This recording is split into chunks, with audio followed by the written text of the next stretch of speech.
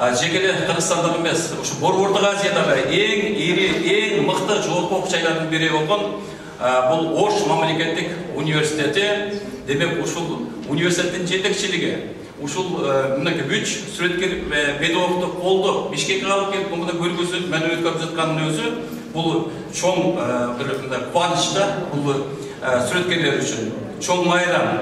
Анан мен жетекчилигине университеттин ректору сизерге терең ыраазычылык билдирем.